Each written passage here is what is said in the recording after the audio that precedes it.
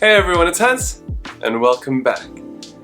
So we all know Razer the company, right? You know, the peripheral maker, they RGB all the things, and their products are clearly designed for gamers. Well, today I have something a little different from Razer, and that is the Kraken X. A brand new, clearly budget headset meant for entry-level gamers. So what is the headset like? Well, join me as I go through what I like and don't like about Razer's budget Kraken X. So the Kraken X resells for around about 1,000 Rand, so it's roughly $50 US. As a result, it is clearly a budget headset. From a design perspective, I actually really like it. It's sleek, it's simple, and it doesn't look like a gaming headset, which is one of the reasons why it appeals to me. I don't really like to RGB all the things. I know a lot of gamers do. I don't, which is why I actually find the Kraken X quite appealing. With that said, and unlike a lot of other headsets that are currently available in the market, the Kraken X is made purely from plastic. So when looking at the headset, it's got a plush at the top, the plush on the sides. It has a full-on plastic motif with the Razer logo on the top and the Razer badges on the sides. It has a protruding microphone, and on the back there are two buttons, one for muting and unmuting the microphone, as well as a volume rocker. Given the all-plastic construction, it does have some leeway, although I wouldn't bend it too much, given that plastic can break after certain extremes. With that said, I mean, it's really it's quite decent, and it works fairly well. I don't want to bend it too much. This is a review unit that I have to return, but it is very well constructed despite being all plastic. In addition to that, it's actually quite comfortable. You can just adjust it. Honestly, I ended up using this thing for several hours at a time, and I was quite impressed by how comfortable it is. It has a faux leather inner, which is really quite comfortable against the ear.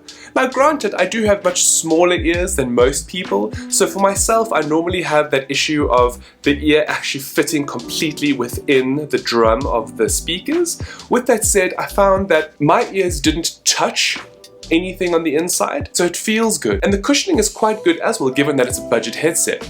Now, although I don't wear spectacles, I do know that the Kraken X is actually made for them. Speaking of comfort, the entire headset weighs less than 250 grams, which means that you can have it on and enjoy whatever gaming session is that you're doing without worrying about it. So what about audio performance? This is a headset after all. Well, in my opinion, I found that the Kraken X had really high trebles and somewhat lower bass, or lower bass than I would have liked. With that said, it was good enough for a majority of the games that I played, especially games where voices are a focal point. Granted, because of its lack of a bass response, explosions and guns and weapons don't have the kind of oomph that you'd expect from a higher tier headset. With that said, I did find it loud enough for the most part and decent. Decent enough to enjoy. However, it's not that great for movies and music because of the high treble and the lower bass, so I would recommend another headset for that, possibly a Logitech's G433, which is a little bit more well-rounded. However, from a gaming perspective, the Kraken X does a decent job. I mean, it's 1,000 Rand, it's not that bad. So audio is pretty decent with the Kraken X, but what about that microphone? Well, I'm surprised to say that the mic on the Kraken X is actually quite good. So right now I'm capturing audio directly through the Kraken X's microphone. As you can hear, it's actually quite good. It's a cardioid microphone, meaning that the mic potentially picks up audio more from this side. So even if I have to type on a computer, which is directly in front of me here, you shouldn't technically hear it. As good as the Kraken X microphone sounds, it can be a little bit irritating. Unlike a lot of other headsets, some of which are in the same price range, the microphone is non-removable, or it can't be moved out of the way. As such, it is constantly in your field of view. And although it can be sort of bent out of the way, it just always seems to come back into place, and it is more annoying than I would personally like it to be. It is also technically a stereo headset, with the advertised 7.1 surround sound actually only available via PC and the Razer Synapse software.